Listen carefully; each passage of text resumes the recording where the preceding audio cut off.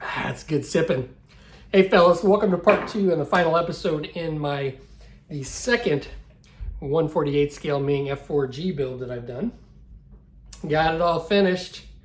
In this exciting episode, I give you I just show you kind of my idea on how I paint certain things with this. Now, I did the post shading and post highlighting with using a different method, and I think it turned out okay. There might be better ways to do it, but I do it just a little bit different than I normally do.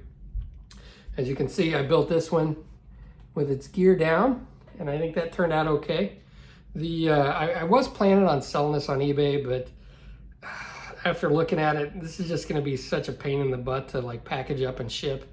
I really don't feel like messing with it, so I'm just going to put this on my display shelf to probably eventually get thrown away years down the road. So, but there we go. It looks kind of cool. All right. Now, I am excited about my next build, which I will plan on doing some videos on, and it is the Revel 1/72 scale B17. The only other B17 that I built was the 32nd scale HK Models kit, and that was a fun kit, but it took me a long time, so I really didn't want to mess with, you know, I like this, I like the B17, I just didn't want to mess with building a big one. So I think this is a pretty good size. I think it's about the size of this F4 build, or this 1/48 scale F4. The wingspan might be a little bit longer, but I've never had much luck with Revel kits. They've usually got a lot of flash, and I looked at the sprues, and yeah, this one has a lot of flash, so that might be a little frustrating, but I'll get through it. But anyway, plan on building this in the next video series, and I hopefully will sell this one on eBay. Now, I am going to build this in flight. I don't think it has pilots, so I'll probably get yelled at for putting a plane in flight with no pilots, but that's okay. So anyway, hope you enjoyed the video. Alrighty, so I've decided on the paint scheme that I'm going to use. So this is the sheet from the Speed Hunter Graphics decal sheet that I used on the last F4 build. And I decided I'm going to do this one, which is the Euro scheme or the Lizard scheme. And because I use Tamiya paints, I have to do custom mixes because they don't have a wide range of colors. But I will leave a link in the description of the website that I used for the recipes for the custom FS mixes. Hopefully it's still up. I don't know. I'm not sure. But I've got FS 34079 dark green, FS 36081 Euro gray, and FS 34102 forest green. And again, I will leave that link for the custom Tamiya mixes up if it's still up. I don't know. If not, I've got a sheet over there, and then I can just post it in the description, the mix that I used. So I have it in primer, and I'm going to go ahead and start painting it. I'm not going to show the painting process because it takes forever, but I will kind of go over some things, and I'm going to do something a little bit different than I did the last time. At least that's the plan. All right, well, I'm going to show you something. Hopefully this doesn't make you sick with me moving the camera, but I've got the camouflage scheme down. And it looks a little splotchy in the sunlight, which is fine because I'm going to do some shading and highlighting, I think. We're going to try that. But what I did to speed things up is I've actually got 3 airbrushes here filled with the 3 different colors. Because like I showed in the last F4 build, I'm using this putty that to mask off the camouflage. So if you want to see more in-depth on how I did that, just check out the last F4 Phantom build that I did, and I show you how I did that using the putty. But yeah, I've got all 3 colors in the 3 different airbrushes, which really sped things up a lot. I've been working on it for, I don't know, the past maybe 2 hours, and I got it all done, at least with the main colors. And so yeah, if you got 3 airbrushes, when you go to do something like this, it's really nice just to have them handy. You can just flip between airbrushes without having to clean them out between each color, because I did have to go back and switch it out quite often just to get it how I wanted it. So okay, so before I move on to the next step, I want to give you an idea of what I do when I spray these models.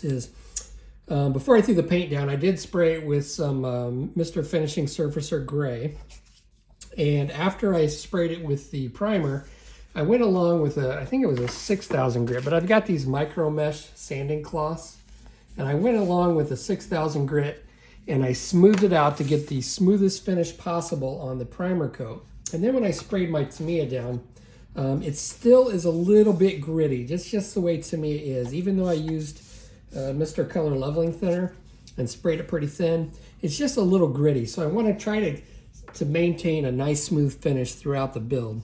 So I'm going to take this 8,000 grit micro mesh, and you can see, I mean, it's almost slick. And I've seen people do this with paper towels, which I think would probably work as well. But I have these on hand, so I just use these.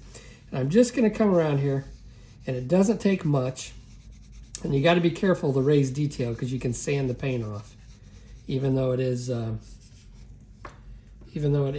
not very abrasive. And I'm just going to smooth out the entire finish of the model, just to get that little bit of grittiness off.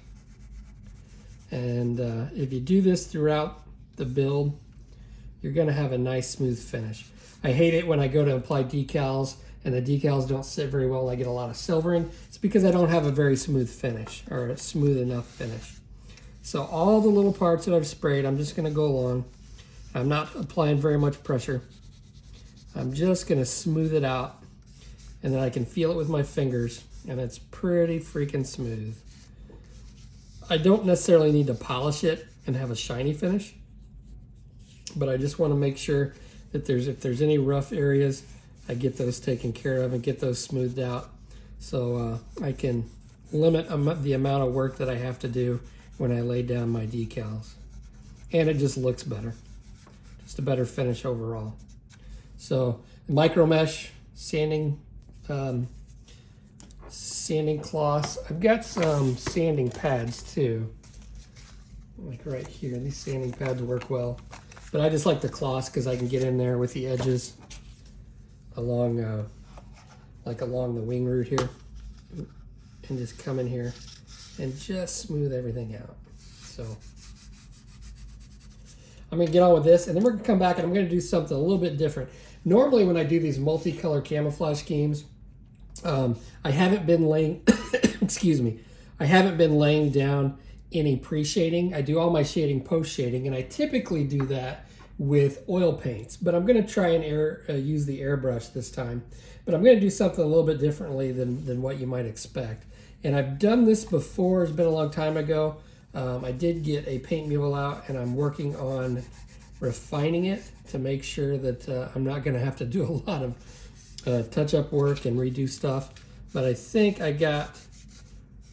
what I'm going to do might work, and I think it might be a little bit less time consuming than coming back at the end with oil paints. So catch you in a bit.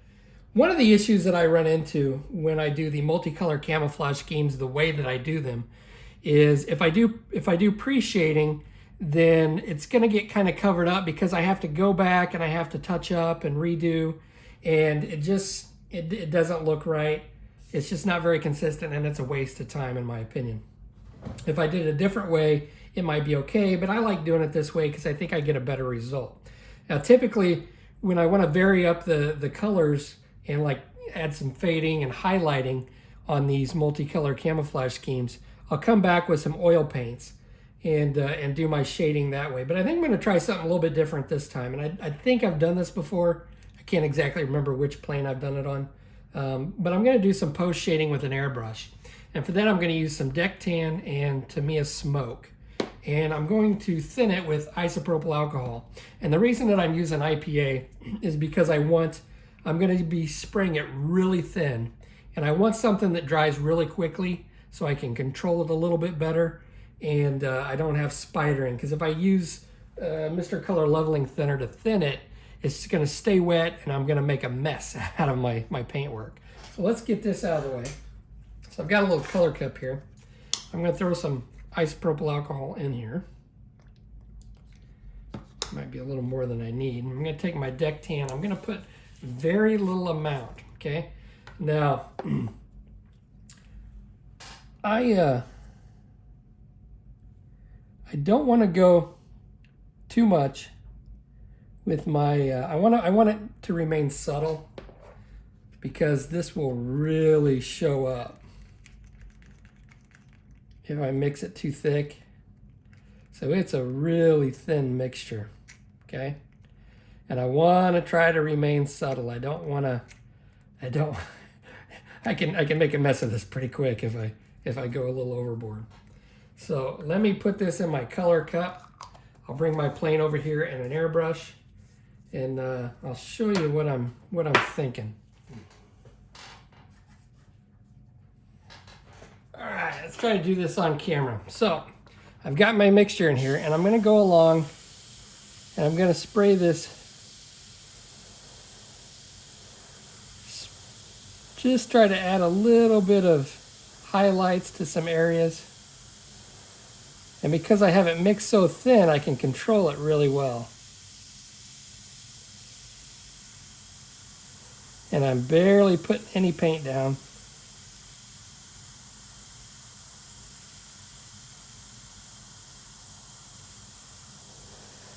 And when I use this method, I can cross over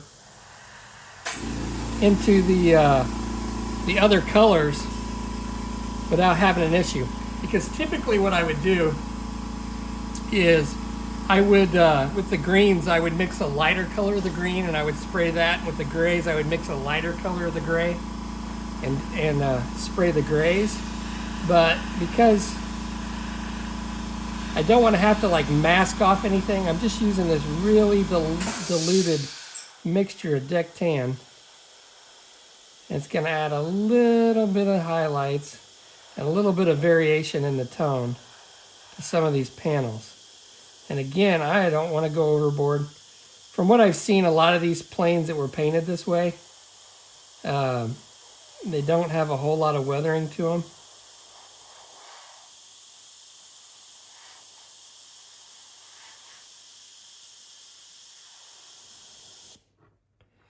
It's very subtle.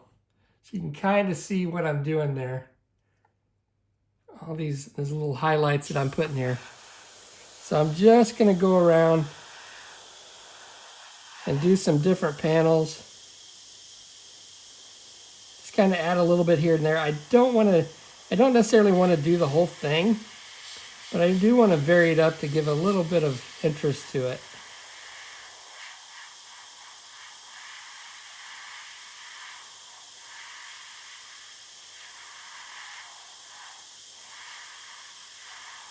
Highlights to some areas.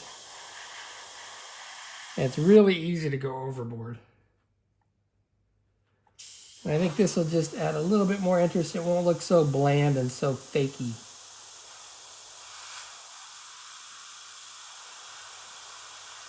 I probably could have added just a little bit more deck tan to this. We'll just do it this way.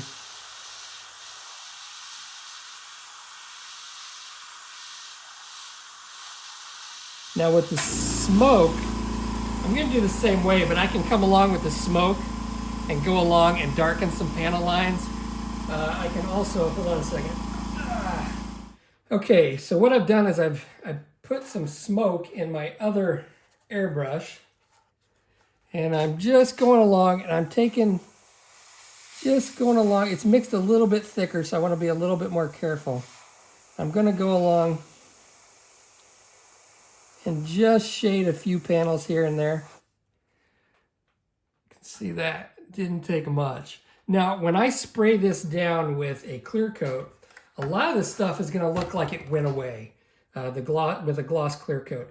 But once I come back at the end and then I spray a flat coat, it'll pop back up again. So don't be afraid if you do this and then you put a clear coat on and it looks like it was too subtle, because it'll come back. So I'm going to take a Post-it note here.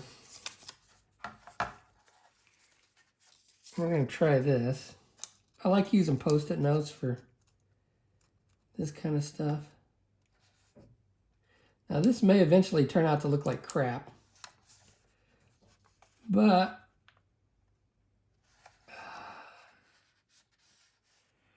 we're gonna try it anyway. That's the way we roll here. Okay.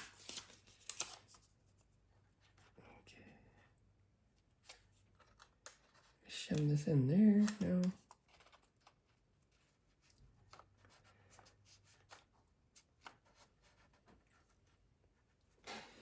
All right, so let's take some of this smoke.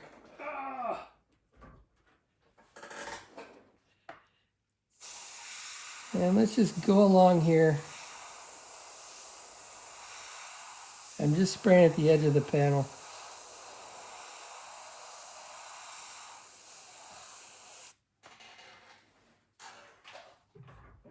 And you can see that didn't take much. Gives just a little subtle hint. Now it's showing up a little starker on camera because this the Tamiya smoke is a gloss, but once I get a one sheen on it, it's not going to be quite as stark on camera. But yeah, you can definitely tell. See how it's a different sheen. It just adds a little bit of a subtle hint of shading to it, and I think it's going to make it pop a little bit more. So I'm going to get on with doing this, doing some highlights and some shading, and then I'll clear coat it, and then I'll get on with the decals. One of my least favorite things is painting a bunch of bombs and missiles, especially when there's a buttload of them. It's just monotonous. It's just one of those things I just do not like doing. But even worse is trying to apply the stripes with the decals on a bomb or missile because they just never go on right. It is a pain in my butt. So what I like to do when I can is I go ahead and I'll prime my bomb or missile, whatever I'm going to do. I'll prime it in gray. And then I'll come back and I'll paint all the areas that are going to be yellow or brown. And I will mask them off and then go ahead and finish painting. So what I've got here on these is I've got all these little strips of that are supposed to be yellow apparently. So I've got my Infinity cutting mat, which is if you don't have one of these and you do a lot of modeling, you need to get one. I'm not sure. I bought this years ago. I'm not exactly if they sure make it. I would think that they do because it's such a valuable tool. So I'll just cut strips in the right width, and then I just come along here and I mask off all the little areas that I would have to cover with a decal.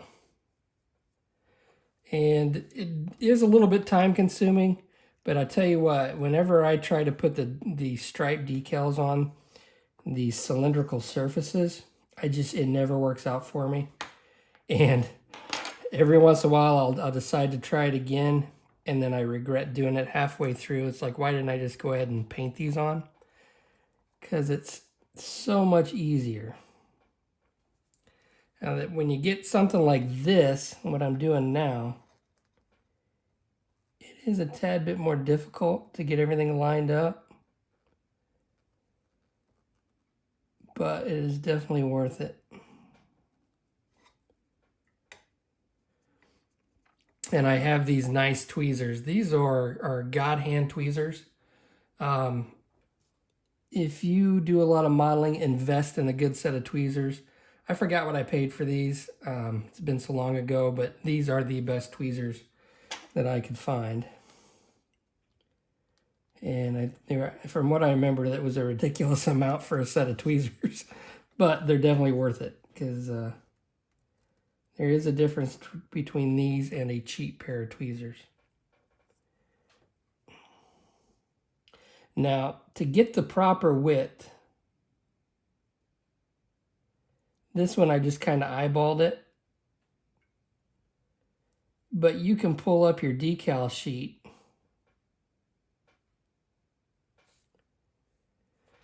So let me grab my decal sheet here.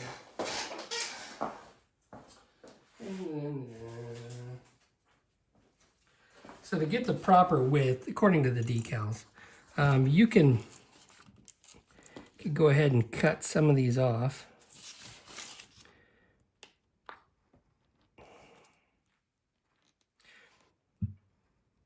So I could cut one of these decals off. And then you can just move it along here to see what width you need for a particular stripe on a missile. So I'm going to go ahead and get to masking these off, and then I'll probably just flash up some pictures of the different painting processes. So some of these are going to be white. Now, trying to get white to cover the yellow, it just takes a lot of coat. So probably what I'll do is I'll mask these areas off, the yellow and brown. I'll recoat it with some primer, some gray primer, and then I'll spray everything white. And that way I don't have to try to cover up that yellow color with the white, because it's just hard to do. So that is how I'm painting my bombs and missiles.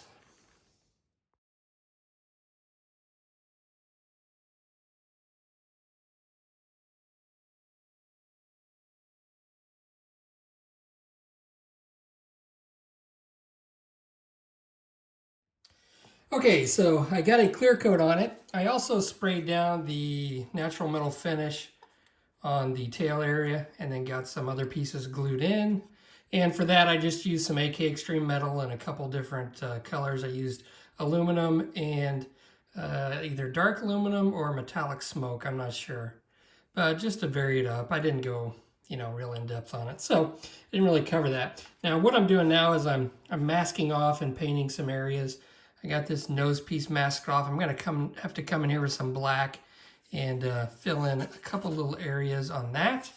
And I should be good to go on this. I think I'm gonna paint the slime lights on the edge of the wings here, and then paint a couple little, hand brush a couple little areas here like this, not sure what it is, some kind of reflector or sensor or something.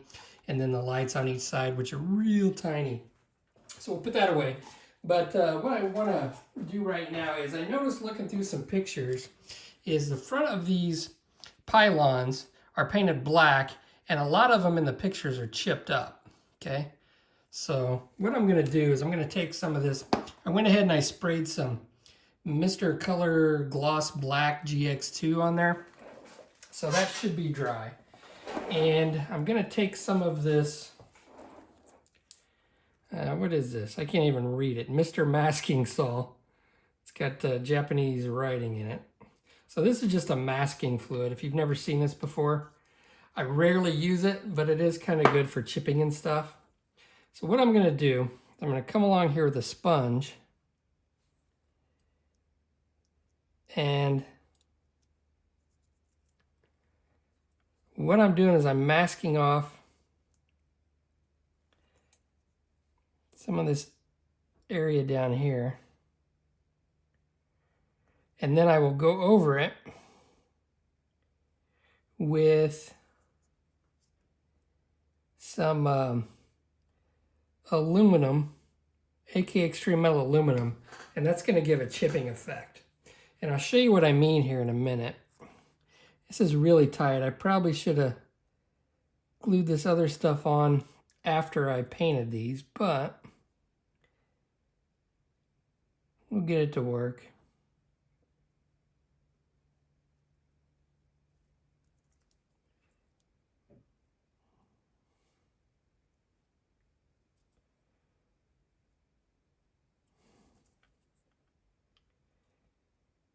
Okay. It's kind of hard to tell how that's going to turn out because it's black. It's kind of hard to see the masking solution. But here's one that I've already done. You can see I did this one the same way, the main drop tank. And hopefully the camera will pick that up. But it made a really neat effect. So what I'll do next is once that dries, I'll come over with, spray it with some, let's find it here. Trying to get my paints mixed up.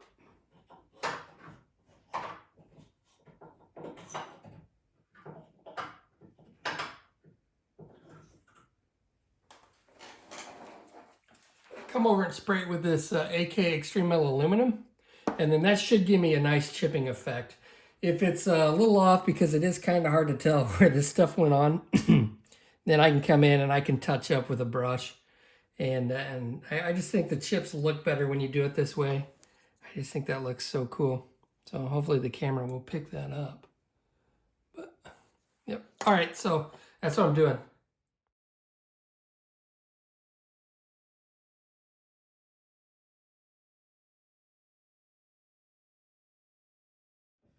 Alrighty, fellas, so what I'm doing now is I'm going old school, and I'm just going to put a black panel wash down and then be done with it, probably. Who knows?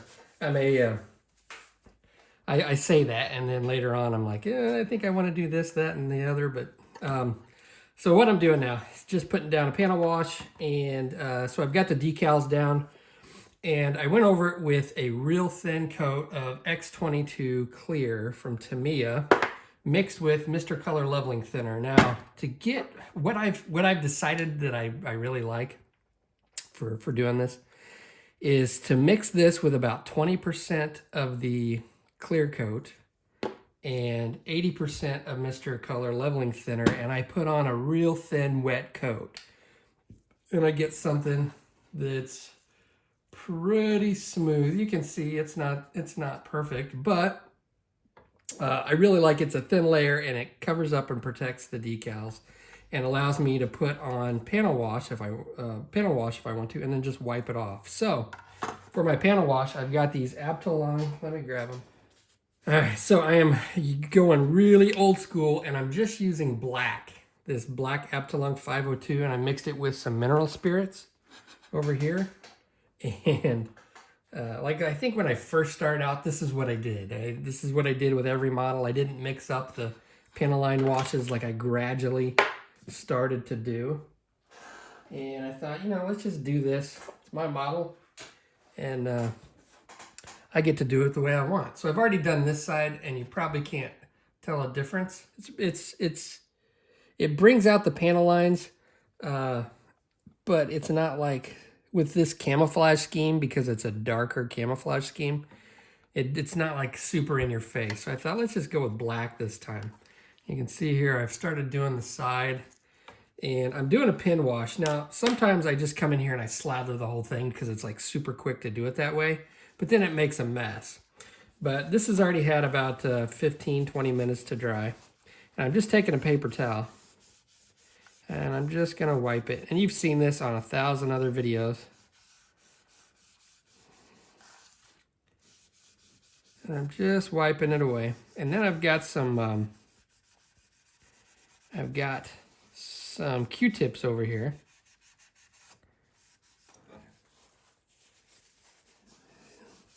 That I'm going to use to get into places that I can't get into. Okay, and I think I'm just gonna leave it like this, and then put my flat coat on it, and then be done with it. And it's not going to be like super realistic or anything, but that's okay. It's however you want to build it. Build your model however you want to build it. But I think still think it's gonna look pretty good. But I'm not gonna spend a whole lot of time trying to get really realistic with it, because I've got another project that came in the mail the other day that I'm really excited about and I really want to get to. So honestly, I just want to finish this up. So we're doing it this way. Okay. All right, fellas, I got it all finished. Let's take a look at her. I think she turned out pretty good. This is a nice, easy kit to put together. I would compare it to the Tamiya F4 kits. Really easy to put together. The only filler, oops, I got that one just, I didn't magnetize or glue this pylon in. It's kind of a push fit, but it doesn't really stay in there that well. So there we go. But yeah, it's comparable to the Tamiya kits as far as build quality. The only filling that I had to do with filler was right along the nose here, and then right along the back on both sides. So yeah, that's all I had to do. It just goes together really well. Now, this is the first time that I built this with the gear down, and it actually wasn't too bad. I mean, since I build a lot of my planes in flight, I'm kind of out of practice on putting the gear down. I use Tamiya extra thin to put my landing gear and everything down, just so I have a nice sturdy glue join. But there we go, fellas. My missiles and my pylons are all magnetized. And as you can see, I didn't do any weathering on the bottom. When I get to that point, and since you know, I'm just building this for me, I really don't like messing with that. It's not my favorite thing to do. So there we go. I will flash up some pictures, and I appreciate you watching, and I will be starting a new build soon. So stay tuned.